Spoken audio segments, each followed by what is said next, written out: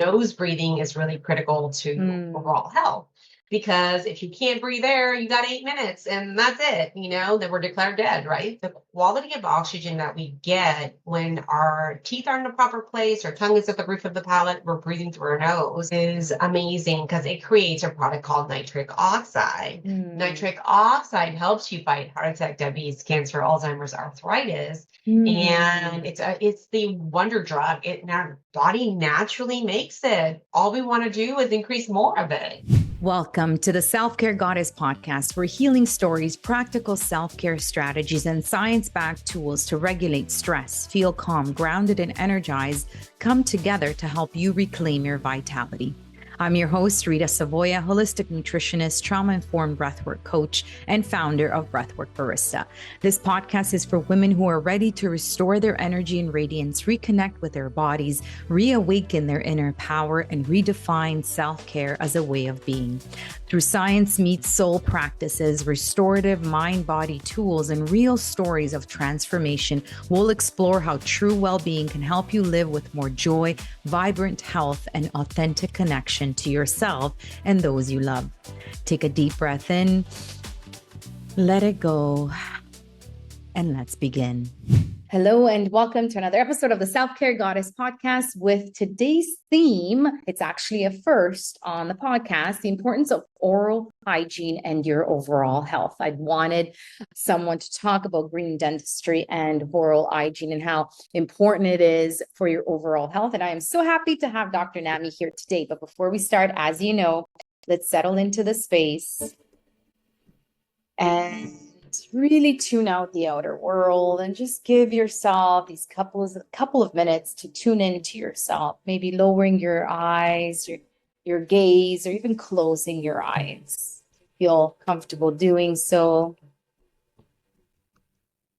I invite you to just follow the breath in and out of your nose at your own pace, whatever that may be for you today.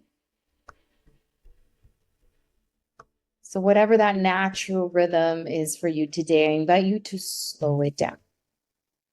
So maybe extending those inhales, trying to breathe a little slower, a little lighter. And then exhaling and extending those exhales. Again, try to breathe light, slow. And we're going to engage the diaphragm. So we want to breathe deep into the belly area, really sending that breath. The belly area for your inhales, allowing the belly to expand. And then the exhales, contracting the belly area. So we're breathing slow, light, and deep.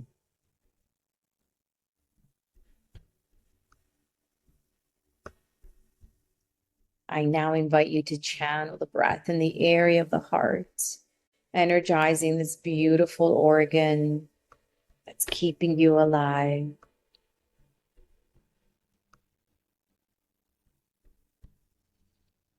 Imagine each inhale opening your heart up like a flower, and each exhale radiating joy, compassion, and love for those around you, your family, your friends, your colleagues, and of course, yourself.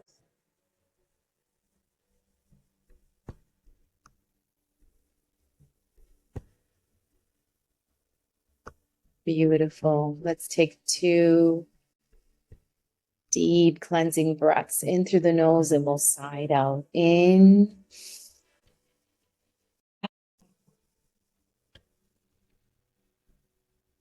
Breathing in.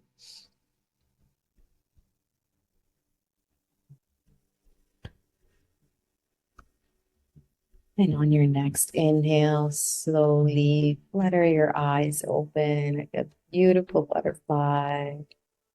And welcome back. Thank you, everyone. So, as I mentioned, I'm super excited to have someone here talk about oral hygiene, which is a first on our podcast.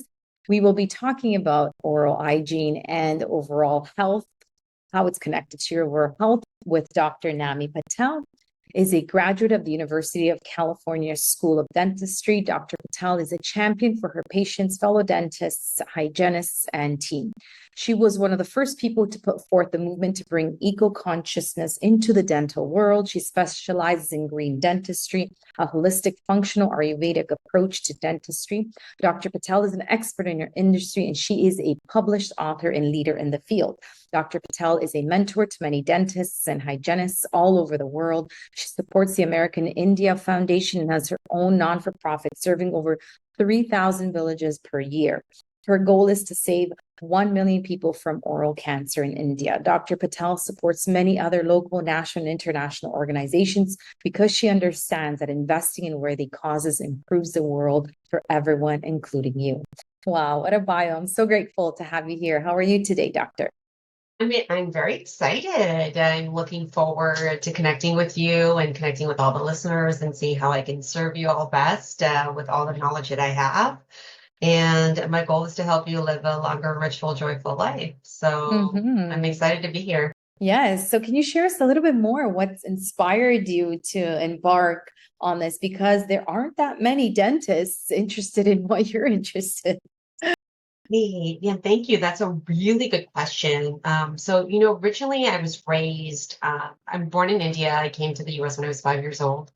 I was born in my own house with trees in the front, trees in the back, and trees to the side. So it was a very organic background, is the way I like to share it. And it's really interesting. I've realized that everything that's happened to me in my life is what led to me practicing the way I do. I actually found dentistry through nonprofit work. I was actually going to be a neurosurgeon, but one of my friends was like, can you please come help us? We need volunteers at this nonprofit government clinic. And so I started helping and I started falling in love with dentistry.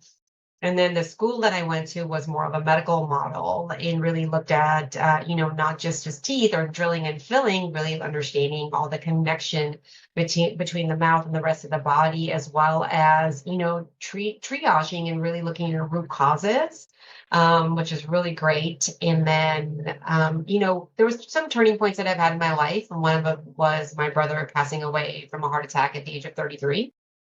And really made me think about what could I have done? What do I not know? And of course, as I, dug more and science has evolved and research has evolved, we now know there's specific bacteria in the mouth that can cause heart attack, diabetes, cancer, Alzheimer's, arthritis.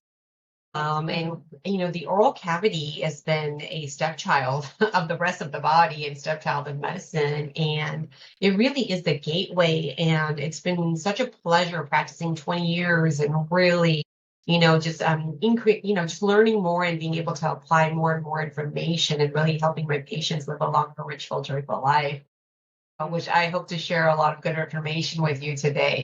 Yes. I mean, I've read somewhere, I don't remember where, like the mouth is it's probably the dirtiest organ we actually have, even more than what you would think, which is the backside, the other side, the other end, right? Absolutely. Over 200 species, over 200. Yeah. Okay. Can you tell us a little bit more how toxic is this mouth of ours and why it's important to know this? So, the interesting thing is people used to always think, you need to brush and floss, and that's kind of what's most important, right? And it really is beyond that now, right? The reason why we're so interested in the mouth is because of two most important ways. Number one is we have saliva in the mouth, and we want the saliva there. The saliva helps us chew food, helps break down food, and it's very important. The other thing is when you have saliva, though, you're swallowing 5 gallons every single day of spit. 5 gallons. That's a lot of bacteria. That's a lot of saliva that we're swallowing, right? So it's important. The quality of bacteria that we have in our mouth is really important because some bacteria can be helpful. Some bacteria can be harmful. And I mentioned earlier that there's specific ones that cause heart attack, diabetes, cancer, Alzheimer's, and arthritis. And we really want to be on top of those because when we have that infection, it's a low grade infection, and that really leads to a lot of diseases down the road. That's one way. The second way is actually right on top of the dental arch is your nose. So nose breathing is really critical to overall health because if you can't breathe air, you got 8 minutes and that's it, then we're declared dead, right? So 8 minutes is what we have. And the quality of oxygen that we get when our teeth are in the proper place, our tongue is at the roof of the palate, we're breathing through our nose is amazing because it creates a product called nitric oxide. Nitric oxide helps you fight heart attack, diabetes, cancer, Alzheimer's, arthritis, and it's the wonder drug. Our body naturally makes it. All we want to do is increase more of it. And the mouth is critical in those aspects because number one, making sure that nose breathing is proper. And you're probably wondering, like, hey, wait, that's my nose, that's not my mouth. But a lot of people have had braces in the past.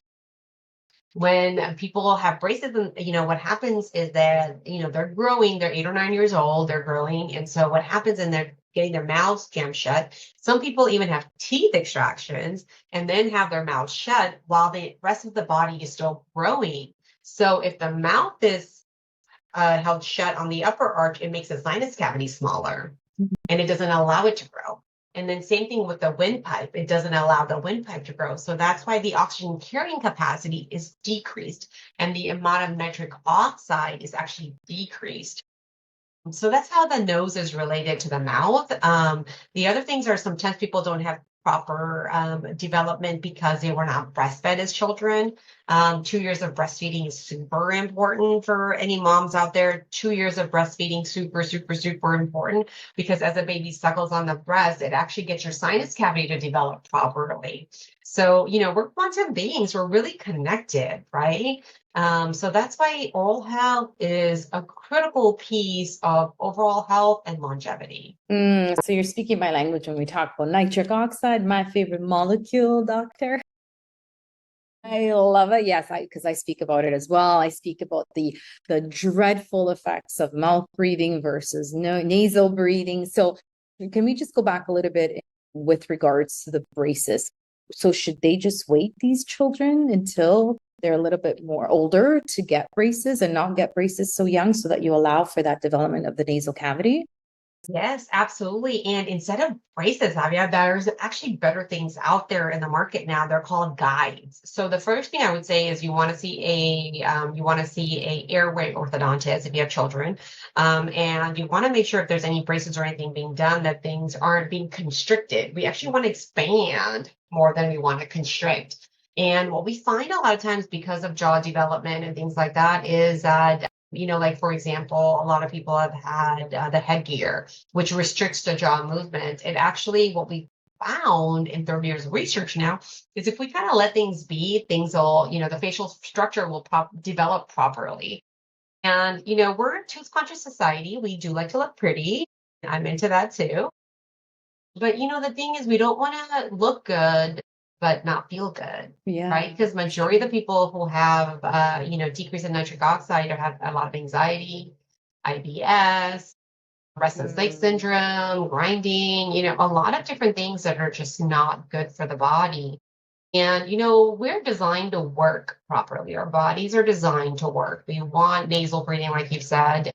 It's really important because that's the best way our bodies can fight disease, and also make sure we feel good, right? We all want to feel good. We want to look good and feel good. Exactly. And live a long life. I'm at 130. I want to go at 130. I'm ready for that. I love it. Preparing my body for that too. So you mentioned about the bacteria, the different types of bacteria in the mouth that can cause these really scary and prevalent diseases, really. Can they be identified? Yeah. Oh, okay. Yeah, absolutely. So let's say you came to my practice. So one of the things that we would do is I would do two things. One is I would test your genetic risk for inflammation. So interleukin 6. So I would be looking at, are you at high risk for heart attack, diabetes, cancer, Alzheimer's, and gum disease, right? And diabetes as well. And then the second thing, and this is like a nice 30,000 feet up, like look, Is that blood work? Spit test. I can tell all that by a spit test. The second thing I would look at is a specific bacteria. So we would actually look at the specific bacteria that cause disease. And, there's a lot of different tests out there. Some tests for like good bacteria. And my thing is I like to look at everything to be medical grade. Yeah. And then also sometimes there's some things that's too much information. And so I want to focus on what matters, right? And so the things that matter most is making sure you don't have the major killers, right? Heart attack, diabetes, cancer, Alzheimer's, arthritis, right? And arthritis doesn't kill you, but it does impair your ability to move. And that's why we care about arthritis so much. So that's the first thing that I look at is I want to make sure those 5 major things are not there. Because, when I talked earlier is when there are these bacteria in your mouth, it's a low grade infection that keeps your immune system busy. Yeah. And when it keeps your immune system busy, that means that your immune system isn't preventing cancer. It's not preventing any sort of diseases. It's not repairing. It's really focusing on just fighting these bacteria. And there are specific ones that we know that are the ones that cause specific diseases. So these bacteria, maybe 500 years ago, maybe not around as much. The prevalence of them has increased as we've started mouth breathing more. But when we mouth breathe, we create a dry environment. When then we have a dry environment, it makes specific bacteria overgrow. That's one way some of these bacteria come into the mouth. And the easiest way to look at is, people in their 60s, 70s, 80s, there's disease that progression that occurs. Believe it or not, pretty much every month. I've tested a lot of people at this point, but there's certain conditions that I find in certain individuals, especially around 65. I definitely see a lot of patients with I call them red light bacteria, and the prevalence of that with sleep apnea is significant. So the mouth breathing, because if you have sleep apnea, breathing through the mouth, right, or stopping to breathe. Even people with a CPAP, it's really interesting. I find that they have a CPAP that it's going to go through the nose, but the tongue doesn't have enough space, so they end up breathing through their mouth anyway, so it's ineffective. And medical doctors aren't really looking at this stuff, right? They're just dealing with things very superficially. So I like to really deep dive inside and really look at these specific bacteria, number one. The second thing I like to look at is your facial structure with a CT scan. Let's see how big those sinus cavities are. Let's see if the tongue has enough. Is there a tongue tie? Is there enough space for the windpipe? Let's really zone in and really see exactly where things are, because form and function go together. So we want to make sure that we've got the proper form and we've got the proper function. I love that. So I talk about this too. It's so interesting especially when it comes to mouth breathing, is the facial structure as well. Now, what I've read is that it's not really reversible in your, past your adolescent years. Is that true? No, it's awesome. That's awesome. So we can actually reverse the shrinking of the sinus cavity. Yeah. Wow. Okay. Yeah. And so remember, one of the biggest things I said to you, we now know the frequency of the bone making cells. So what we can actually do through appliances is expand your upper arch and your lower arch. Because we're connected, as we expand that upper arch, I can expand the sinus cavity. As I expand the lower arch, I can make sure the windpipe is bigger. In fact, some of the appliances I use are actually designed to, FDA approved for sleep apnea or upper airway resistance, and to promote more nasal breathing. So we're actually able to actually reverse it. Absolutely. And what are these appliances? What are they? Are they comfortable? Do you wear them at night? Can you wear them during the day? Each person is customized. Okay. So the first thing I usually do is I have to take some scans and figure out what's going on. And depending on each person, we will customize the appliance for them. If it's going to be an upper appliance or a lower appliance or both. And then also how long are they going to wear it for and how long. So let's say if they're going to wear it for 8 hours a day, or is it 16 hours a day? Is it 14 hours a day? And then are you going to wear it for 6 months, 1 year, 2 years, 3 years? So we customize that based upon the scans, because we can actually look at the width of the dental arches and look at the sinus cavities and see where we want to go. And we can actually customize a treatment plan for each person, which is amazing. And then on top of that, actually, the other thing we add is called myofunctional therapy, so tongue training exercises. So when we're able to add tongue training exercises, remember earlier I said form and function go together? Yeah. So what we No, I know. I want to just tie it back in. So with the tongue is a critical piece in retention. So what that does is the tongue should rest at the roof of the palate, and as it rests at the roof of the palate, it allows the sinus to drain properly. So what we really want to do is we want to make space for the tongue. Number one, we want to work the tongue out, make it do some exercises like we do at the gym to make sure it stays nice and taut. Because at the age of 40, we start getting little wrinkles. Same thing happens to our tongue. That's the main reason why a lot of these things happen in 40s. So at 40, we start hearing people mouth breathe or snore. Right. By 50s, it's even more prevalent. By 60s, I said it was going to be apnea, right? So each decade of your life, there are certain things that happen. And these are normal physiological things. But now we want to live to 130. Yeah. Exactly. That's why it's important. If we're going to die at 60 and 80, like it's been happening, that's fine. But if we want to push the envelope of longevity and live longer, and not just live longer, we want to have the quality of life. We want to make sure we can remember things. We don't have dementia or Alzheimer's, right? Yeah, exactly. We don't want arthritis because we want to be able to walk around and have independence. And we want that quality of life. That's why the oral systemic connection ends up being really important, because we want to look at the mouth has a source. We used to think disease were from belly up. It's actually this way down. In fact, find a lot of patients with IBS have they actually were mouth breathers, believe it or not. Yeah. The other thing I find is a lot of vitamin deficiencies, believe it or not. Vitamin B. B1, B5, like a lot of different deficiencies in vitamins because our food quality isn't what it used to be. And so when we look at all of those things combined, we can really hone in and really help our patients live a long, healthy life. And it's amazing what that science has really been able to really get into detail and really look at this. It's so exciting. Can you share one tongue training exercise with us? Oh, yeah. So one of my favorites, this is super fun, is to stick your tongue out at people.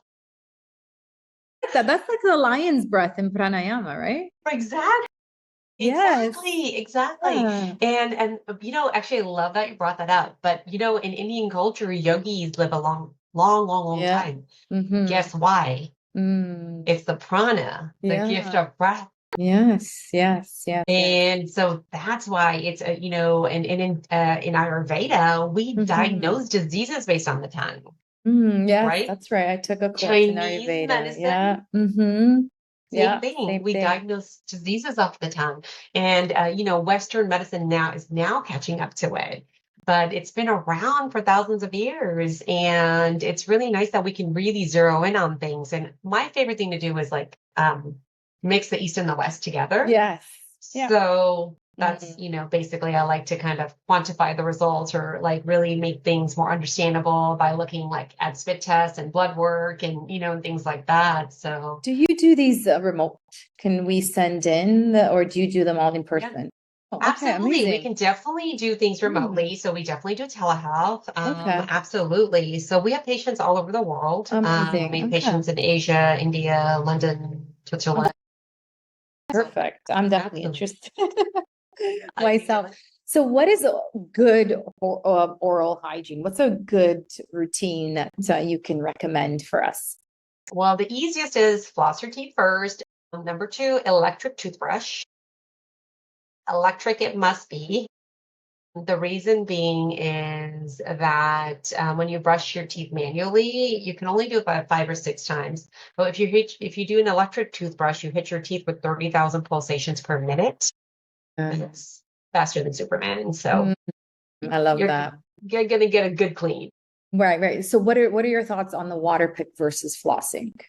Ideally, flossing is ideal, but I like to customize all my care for my patients. So if it's not something that's comfortable for you, water pick, at least it's better than nothing, right? Yeah. So I'm not vitamin C deficiency, and I know that's a sign when your gums bleed, but when I floss, sometimes my gums bleed. So I'm like, okay, I'm gonna do water pick. So, and actually some dentists have recommended water picks over the dental flossing. And it just depends on user, right? So let's say Yeah. if somebody's really good with flossing, do the floss. If somebody is Yeah. not good at flossing, is more effective with the water picking, then do that. Yeah. And I'm okay with either or. It's just scientifically, technically, like I said, You get um, more. You really scoop it out. Yeah, yeah, yeah. for sure. And I like to do both, especially when I'm eating kale salad. I'm just like, ooh, I floss. And then when I water pick, I'm like, ooh, there's still more there. And I feel like I want a reward because I got more of those little tiny pieces of kale in my mouth. So how about oil pulling? What are your thoughts on oil pulling? Absolutely, absolutely. I would say oil pull, but I would say floss first, brush your teeth, scrape your tongue because your body detoxes it through your tongue before oil pulling. Oil pulling. So the Okay. reason I have you detox your scrape your tongue first is so that I know you asked for 3 tips, but I'm probably going to give you 5. So bear with me because I'm really excited about this question. Yeah. Um, The three are your self-care habits. So this you can go okay. ahead and give us many Okay, fantastic. So the reason I like scraping the tongue is because your body detoxes through the tongue. So it's really important to take all the toxins out, and then you Mhm. also exfoliate like dead cells. Yeah, So if you yeah. can do that, I that's use a really popper one. Yeah. fantastic. I love that one. And then you Mhm. can utilize oil pulling. The reason why oil pulling is so great, and it's been done in Ayurveda for thousands of years, is because your tongue is highly vascular. If you lift your tongue up, you'll also see a Uh-huh. lot of blood vessels on the Yeah. sides. And so when you're swishing that oil in your mouth for 20 minutes, the blood is circulating and the oil is actually a good binder. So any Mm. toxins that are in your body, it's going Yeah. to help pull it out and you can spit it out. Yeah. So from a whole body perspective, oil pulling is fantastic. I love that. Thank you Yes. for sharing. Thank Yeah. you. So what is the connection then between, I mean, you talked a little bit about snoring and sleep apnea. There is a huge connection between oral hygiene and sleep.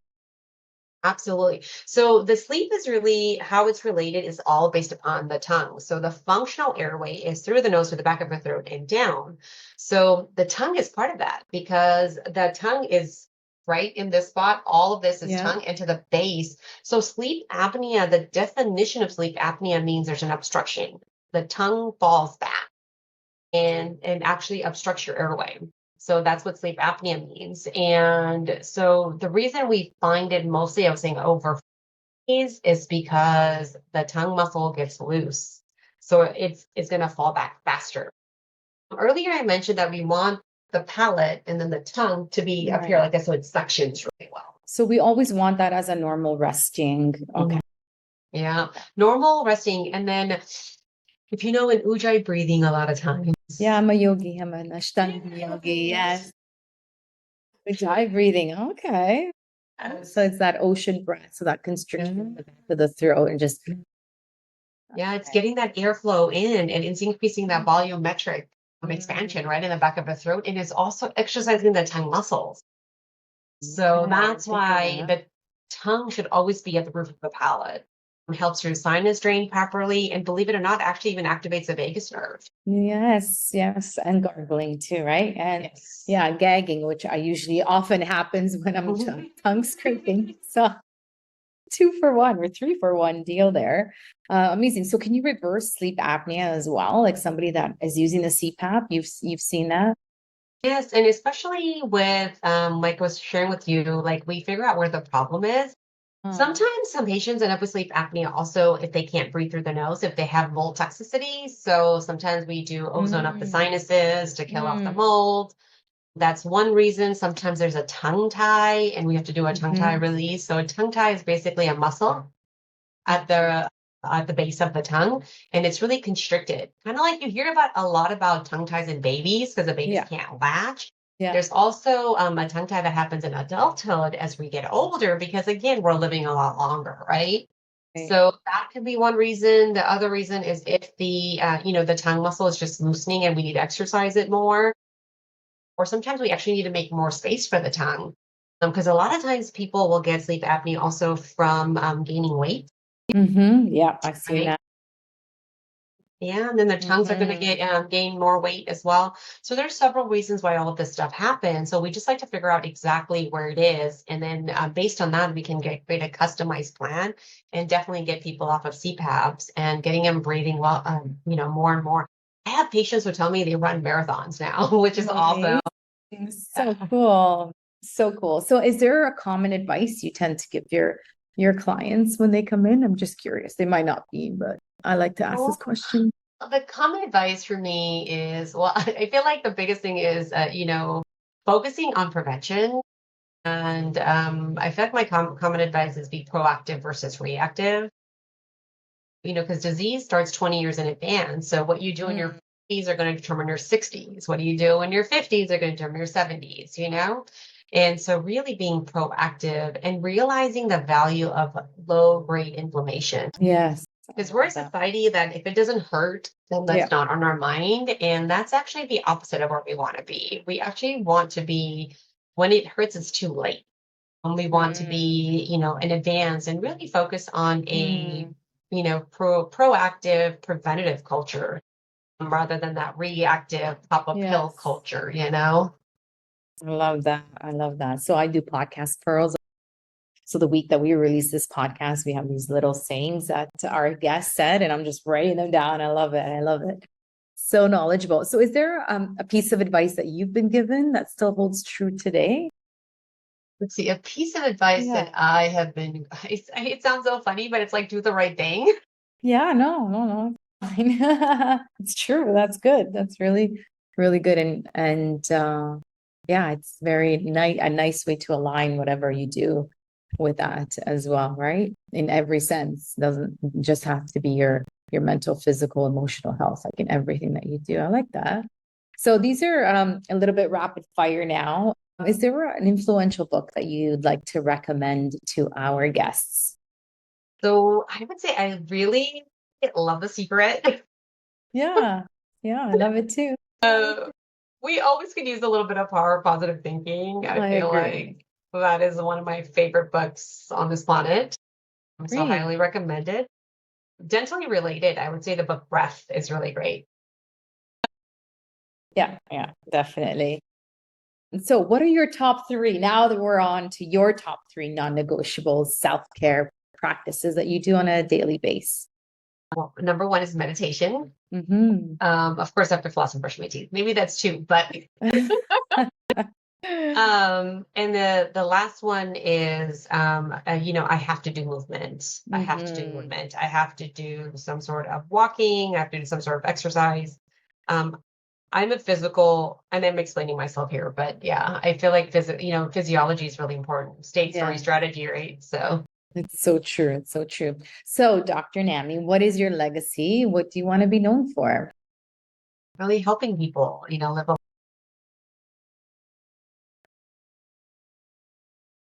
That's fine as well. So resonating. So if somebody wants to work with you or want to know a little bit more information, or as I mentioned, I'd love to do this fit test with you, how can they connect with you? What is the best way? The easiest way is to go on our website, and you can go to drnammypatel.com, or you can actually go through our dental site, which is, we're in San Francisco, so it's www.sf, as in San Francisco, Green, GREEN, DENTIST, dentist.com. And the girls are wonderful to help you set up with a telehealth, and we'll help you, really get you going. So we'll do our best to answer any questions. If you need a second opinion, if you need to just talk something through, happy to help in every way we can. I'm so going to take advantage of that. I'm looking forward to it. I was going to wait for Christmas to do something for myself, but maybe I won't. I'll do it actually before. So thank you so much for sharing such enlightening, different knowledge we haven't really heard on this podcast, and how it's so connected to our overall health, this oral hygiene. Thank you for the importance of taking care of it and really addressing it and focusing on it as well. And also those tips. I love it. Thank you. I'm going to stick out my tongue more often now to the right people. Because they may get offended, some other people. But thank you so much. I really do appreciate this conversation. You are a beacon of light. I love your energy, and I'm so happy that we have crossed paths. Likewise. Thank you for tuning in to the Self-Care Goddess podcast. If today's episode inspired you, share it with another woman who's ready to reclaim her vitality and lead from within. To continue your journey, be sure to subscribe, leave a review, and connect with me on ritasavoya.com. Until next time, remember, self-care isn't selfish, it's your superpower. Take a deep breath in, exhale, and keep rising. Ciao for now.